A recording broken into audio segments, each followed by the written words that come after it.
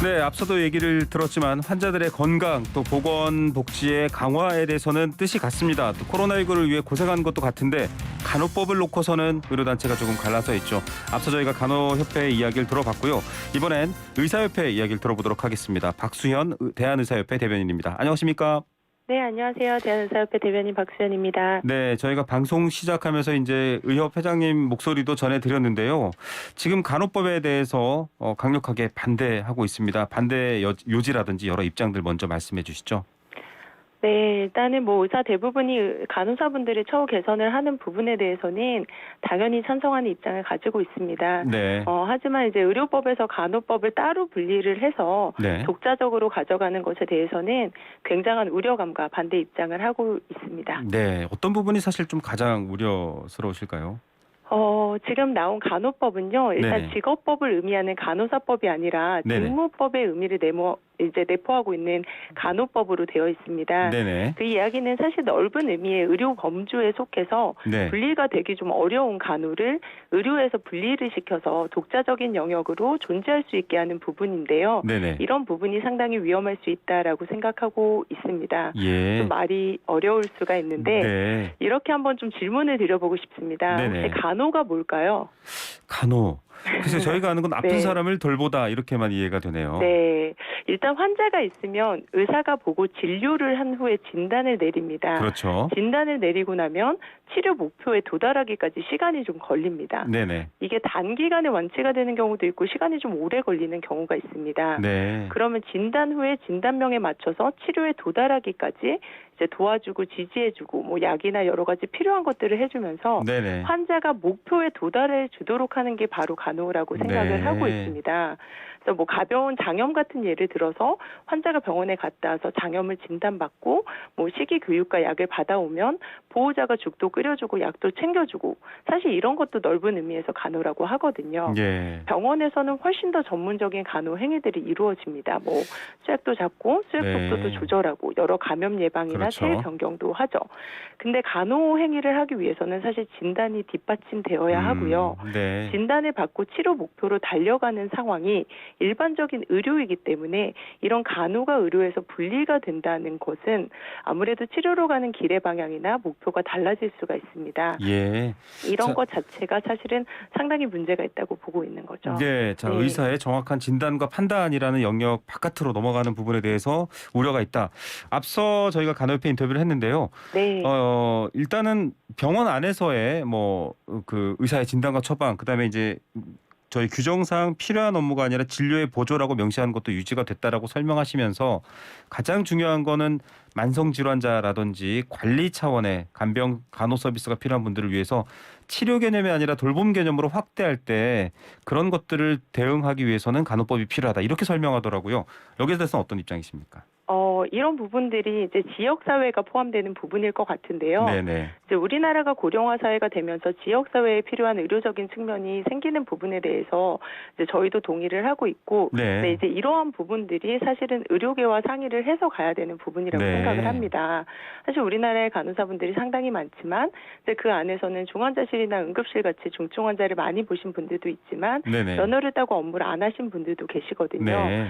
지금도 병원에서 제한적으로 방문 간호를 할 때는 네네. 이제 의사가 진단을 하고 치료 방향을 결정을 해서 경력이 굉장히 충분한 간호사가 하는 경우들이 대부분입니다. 네. 근데 이게 독자적으로 간호 법안 내에서 지역 사회를 넣게 되면 지금은 가능하지 않은 지금은 어떻게 보면 무면허 간호로 볼 수 있는 그런 여러 가지 의료 행위들이 이루어질 수가 있습니다. 네. 그 얘기는 멀리 보면 응급 상황에 대한 대처가 어렵거나 치료 자체가 아예 다른 방향으로 갈 수도 있다는 얘기거든요. 네. 말씀드렸던 것처럼 간호를 하기 위해서는 환자가 진단을 받고 치료 목표를 설정을 하고 그 방향대로 쭉 나아가야 하는 거기 때문에 의료와 간호를 분리해서 그냥 지역사회에서 간호를 하겠다는 것은 굉장히 위험하고 이런 피해가 국민들한테 갔을 때 사실은 치료에 대한 결과에 따른 책임 소재도 굉장히 불분명해질 수 네. 있다라고 생각을 합니다. 알겠습니다. 네. 그런 부분에서 사실은 앞서 간호협회도 의사 숫자도 굉장히 부족하고 간호사 숫자도 부족하고 노동 강도 때문에 더 노동 강도가 높아지면서 근속연도 짧다 이런 얘기를 했거든요. 방금 말씀하신 그런 지역사회 고령화돼 있으니까요. 돌봄 이런 부분들은 사실은 의사 숫자가 부족하면 말씀하셨던 의사의 책임하에 진단과 처방, 치료의 목적으로 가는 부분이 부족하지 않나. 당장 간호자치, 그러니까 뭐랄까요? 여러 가지 뭐 혈압 측정이나 기본적인 관리 이런 것들조차도 안 되지 않냐, 이런 현실 반영해야 된다, 이런 얘기도 있거든요. 사실 우리 그 나라에 이번에 이제 저희가 여러 가지 코로나에 대응을 하면서 보니까 네네. 의원이 서울에만 10,000개가 넘더라고요. 네. 이런 부분에서 이런 고령화 사회가 가고 이제 커뮤니티 케어가 필요하고 지역사회에서 이런 부분들이 필요한 부분에 대해서는 의료계 전체와 긴밀하게 상의를 해서 배분을 어떻게 할 것인지, 그리고 네. 어떤 역할을 어떤 곳에서 할 것인지에 대한 부분들을 상의하고 환자를 위한 안전장치를 마련해서 가야 되는 부분이라고 생각합니다. 예. 이게 뭐 부족하다고 해서 대신 뭐 누가 가서 뭐를 하고 이런 부분들은 사실 상당히 위험할 수 있는 부분들이 있기 때문에 네. 전반적으로 이런 굉장히 큰 고령화 사회가 되고 이런 지역사회에서의 돌봄과 여러 가지 의료가 필요한 측면에서는 의료계와 상의를 해서 논의를 할 부분이라고 생각하고 있습니다. 예, 지금 여러 단체가 함께하고 있습니다. 그 간호조무사협회장과 또 의사협회장이 함께 시위하는 모습도 TV에 비춰지고 했는데, 네. 간호조무사 단체에서 뭐 일자리를 뺏거나 범법자로 만들 수 있다라고 간호법을 비판했는데, 실제로 지금 간호협회 설명으로는 그런 배치 기준이나 이런 것들은 나와 있지 않다, 간호법에. 그리고 일자리도 지금 예외 규정 등을 들어서 침해하지 않는다, 이렇게 설명했습니다. 같이 함께 또 의사협회가 하고 계시니까요. 이 부분은 어떻게 보시나요? 사실은 저희가 같이 다른 단체들과 같이 가고 있는 부분들이 있지만, 네. 뭐 다른 단체에서 하는 부분들을 저희가 이제 전적으로 그 입장에서 말씀드리기는 조금 어려울 것 같기는 하고요. 네. 하지만 저희가 이제 KMA 유튜브나 이런 거를 통해서 네. 여러 단체장들과 여러 단체의 입장들을 많이 듣고 있습니다. 네. 간호조무사뿐만 아니라 이제 방사선사, 뭐 임상, 병리사, 응급구조사 모두의 입장들이 있고, 네. 저희도 이야기를 해보니 우리나라에서는 간호사 면허만 있으면 대부분 관련된 모든 업무를 할 수 있는 것처럼 되고 있기 때문에 이런 부분들이 이제 각각의 직역의 전문성들을 떨어뜨리고 현장에서 어려움을 갖는다는 의견도 주고 있고요.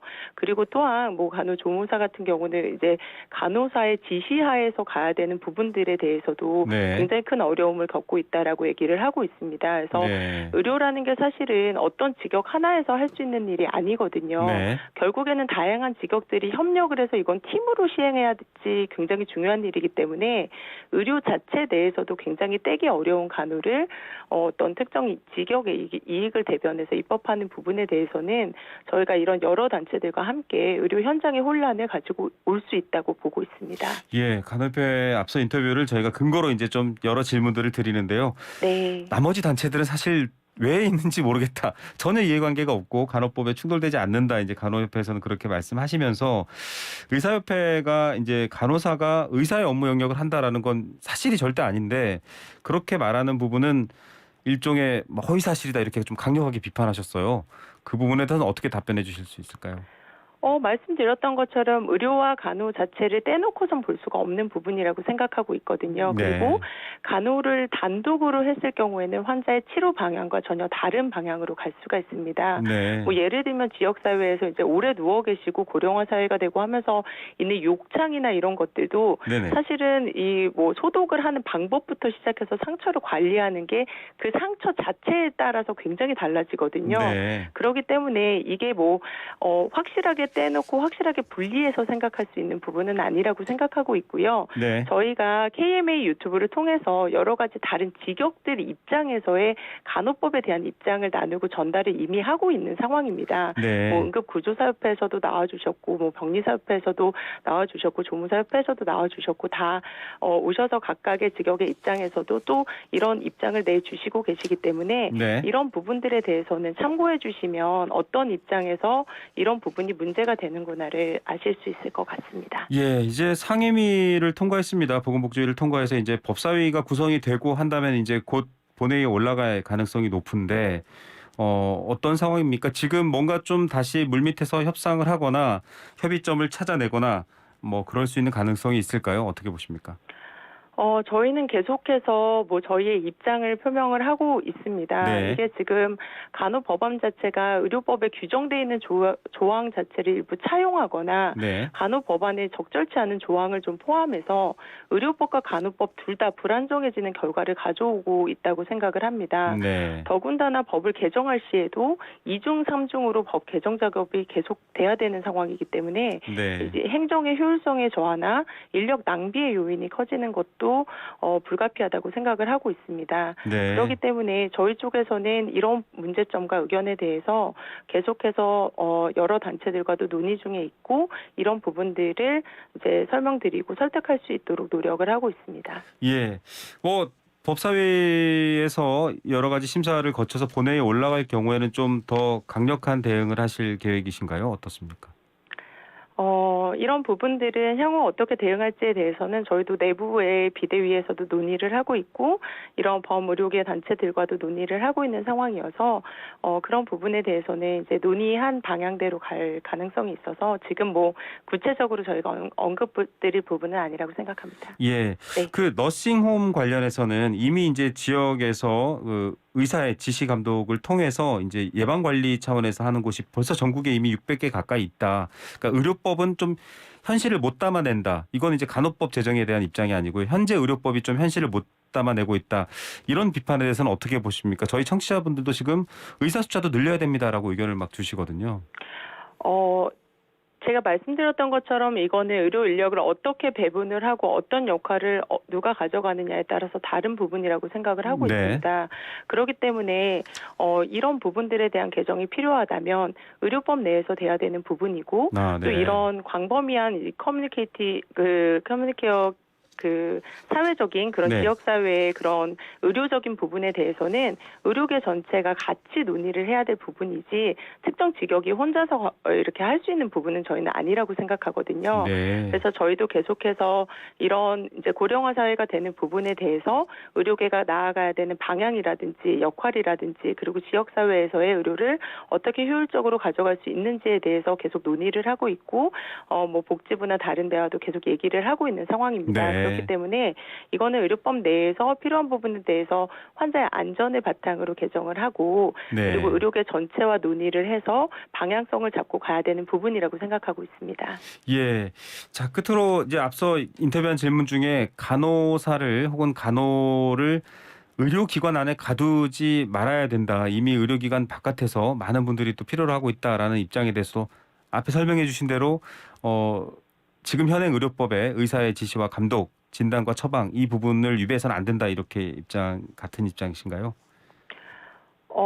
만약에 환자가 밖에 있고 진단이 제대로 되지 않은 상태에서 네네. 간호만 시행이 된다면 완전히 환자의 치료 방향이 다른 방향으로 네. 갈 수가 있거든요. 네. 그렇게 된다면 사실 의료 자원 자체가 훨씬 더 낭비로 갈 수 있는 측면이 있기 때문에 네. 이런 지역사회에서의 의료나 여러 가지 부분에 대해서는 의료계 전체와 같이 가야 되는 뭐 의사뿐만 아니라 다른 보건 인력들도 다 포함해서 같이 가야 되는 네. 부분이라고 생각을 하고 있습니다. 예. 네. 알겠습니다. 국민 많은 분들이 걱정하시는 부분이 있습니다.